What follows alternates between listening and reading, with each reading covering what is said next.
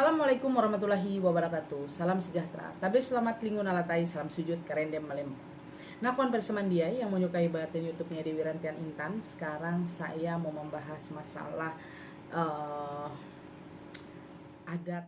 Oke, sahabat-sahabat saya, sekarang saya mau membahas masalah gimana sih orang-orang Kalimantan, orang Dayak biasanya mencari orang yang hilang atau orang yang tenggelam atau orang yang hilang di tengah hutan atau orang itu macam-macam lah. Biasanya kita orang Dayak itu biasanya kita akan melakukan beberapa ritual seperti itu. Oke, nih kalau untuk orang Dayak sendiri gitu, kan lain-lain daerah, lain asumsi ya. Kalau hilang di hutan itu seperti apa sih sebabnya? Terus bagaimana ketika dia udah nggak ketemu? Itu kayak gimana sih kalau di hutan? Oke, biasanya orang hilang di hutan itu biasanya di saat mereka kadang-kadang mereka lupa jalan pulang seperti itu. Ada juga orang yang di hutan ditutup oleh makhluk gaib seperti itu. Nah, jadi cara mencarinya banyak macam. Jadi orang Dayak itu biasanya melakukan ritual dengan cara menenung atau mereka juga dengan caranya memanggil leluhur atau menajah antang, biasanya seperti itu. Tapi biasanya kita sebelum kita menajah antang biasanya ada juga orang yang pengen melakukan menenung. Menenung itu biasanya kita memakai mandau seperti ini.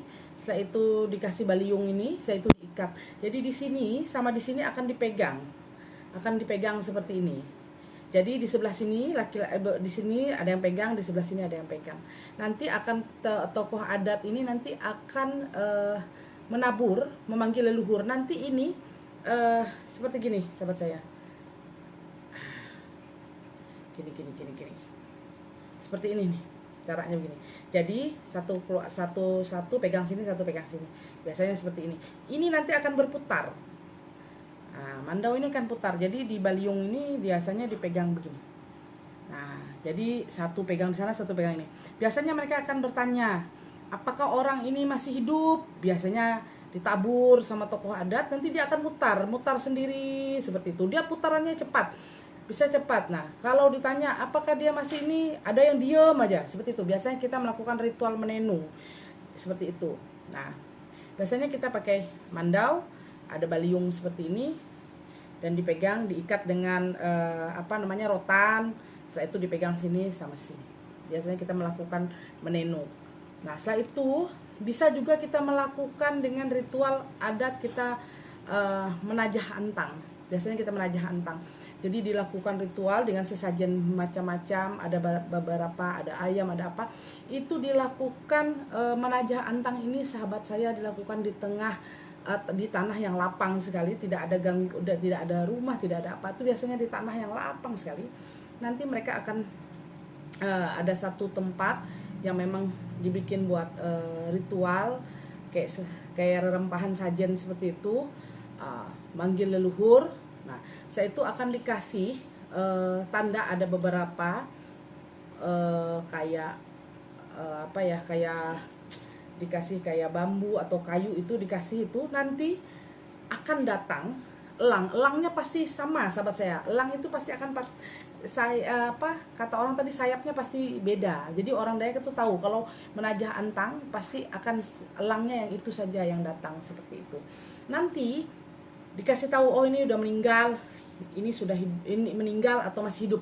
Itu elang itu kalau biasanya dia datang dari matahari terbenam, berarti dia puter terus di atas kayu yang dikasih tanda ini, dia puter aja terus itu di atas kayu. Dia keluar datang dari matahari terbenam, berarti orang itu udah meninggal. Tapi diulang lagi, biasanya muter lagi.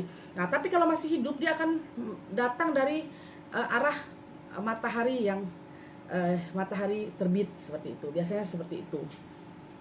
Oke, ya itu kan melibatkan leluhur ya. Melibatkan leluhur kita biasanya seperti itu. Ya itu juga mesti ada kayak sesajian juga kan? Oh, ada ritual sajen, tapi itu ada tokoh adat yang biasa yang memanggilnya. Nggak bisa seorang sembarangan melakukan menajah antang atau menenung dengan kita sendiri melakukan, tuh nggak bisa gitu. Biasanya ada tokoh adat yang melakukan keluarga meminta bahwa keluarganya ada yang ada yang hilang, apakah dia masih hidup ataukah dia sudah meninggal, seperti itu. Biasanya seperti itu.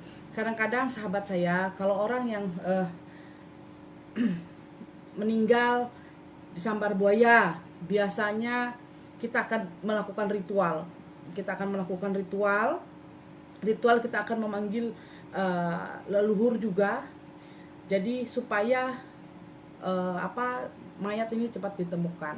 Biasanya kadang-kadang kalau disambar buaya, kadang-kadang buayanya mengantar sendiri, sahabat saya. Bisa diantar setelah kita ritual manggil leluhur. Setelah itu biasanya kita jata itu ya, kita panggil jata supaya dibantu untuk, kadang-kadang buaya yang menerkam itu biasanya akan datang sendiri mengantar. Ada banyak yang kejadian seperti itu. Oke, Nyai, ini kan kalau tadi ada tanda ya, dari barat atau dari timur lah ya, itu kan tenggelam sama terbit. Biasanya kalau katakanlah ya dia masih ketemu gitu ya, masih hidup berarti, itu dikasih tanda gak sih di mana dia, terus berapa lama? Biasanya dikasih tahu. Oh ini berapa lama, seperti itu. Pasti akan tahu, nanti leluhur yang akan kasih tahu kita. Oh ini seminggu lagi, atau 3 hari lagi, atau 2 hari lagi, atau 1 hari lagi akan ditemukan, seperti itu. Oke, itu kan di hutan ya? Itu di hutan. Oke, kalau yang tenggelam seperti apa? Ya sama, biasanya seperti itu. Kalau tenggelam seperti itu, kita panggil leluhur untuk membantu, biasanya supaya kalau memang dia meninggal, jasadnya akan cepat ditemukan. Biasanya seperti itu. Kita akan berritual. Itu juga pakai menabur segala macam. Menabur dengan ada rempahan ayam, sajen lah, ketupat, macam-macam lah. Kita seperti itu untuk memberi kepada penjaga air. Biasanya supaya mayat ini akan segera